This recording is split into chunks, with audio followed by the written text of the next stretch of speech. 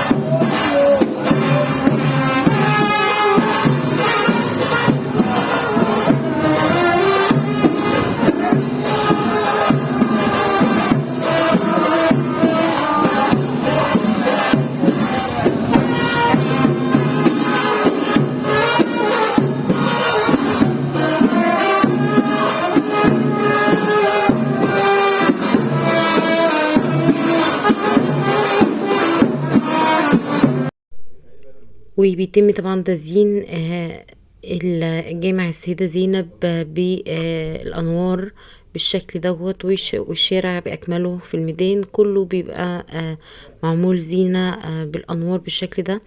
طبعا احنا النهاردة ده ليلة المولد نفسه. طبعا الشوارع كلها زحمة بطريقة غير طبيعية، غير المعتاد. و زي ما انتوا شايفين كده، وكمان بيتم بيع بيع الطراطير وال وكل الحاجات ديت، والبياعين والمتجولين في الشوارع في الجنبين بيبيعوا حاجات كتيرة مختلفة. ومن مظاهر المولد بيع كمان الحلويات الشرقية، وكمان الحمص والطراطير والبلالين والاشكال دي كلها. كل البياعين المتجولين بيبقوا موجودين بطريقة كبيرة جدا غير المعتادة. وكمان الحلويات الشرقية والحمص والفول. ودي من مظاهر المولد، ان بيتباع الحاجات دي في المولد بس، يعني مش دايما بيبقوا موجودين. والمشبك والحاجات كلها كده، وكمان البطاطا والحاجات دي. طبعا والزمامير والوشوش والحاجات دي كلها، وزينة في طول الطريق بالشكل ده.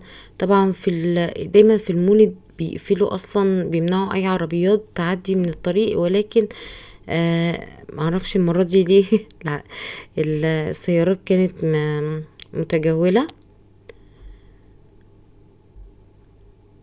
وزي ما انتوا شايفين زحام فظيع، وده كان قبل العشاء، لكن بعد العشاء بتلاقوا بقى زحمة اكتر من كده بكتير، وكمان طقوس وحاجات بتتعمل في اليوم دوت. هوريكم كمان ان بيعملوا قعدات بيتم فيها عمل ذكر، ولكن الذكر بيتقال باللسان او بالقلب، ولكن ليس بتلويح الرقبة يمينا وشمالا، ولكن هذه افكار عند البعض. وهوريكم القعدات او الاماكن اللي بيتعمل فيها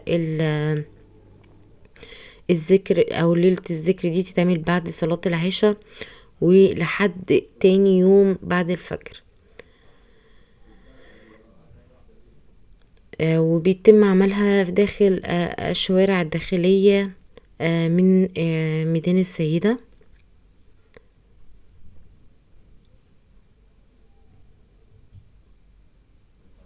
انا داخله دلوقتي اوريكم احد القاعات اللي بيتم فيها عمل الذكر دوت، وبتبقى بالشكل دوت، وبتبقى الناس قاعدة او واقفين وبيذكروا بيعملوا ذكر، وبيلوحوا برقبتهم يمين وشمال وكده. ولكن هذه افكارهم، ولكن ربنا معاهم بقى.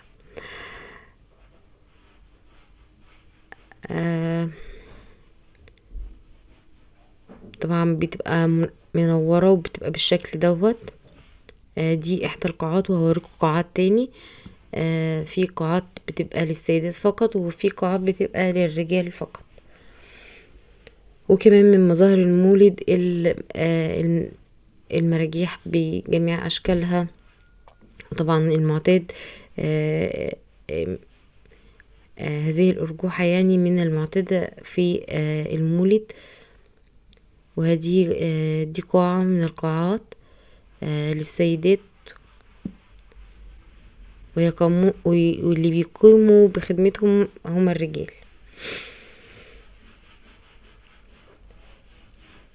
نيجي بقى لكل البياعين المتجولين او الموجودين بالميدان، اللي بيبيعوا الحمص والمشبك واحد حلويات المولد، وكمان من الحلويات الشرقية زي ما انتوا شايفين كده البقلاوة والحاجات دي كلها، وكمان لعب الاطفال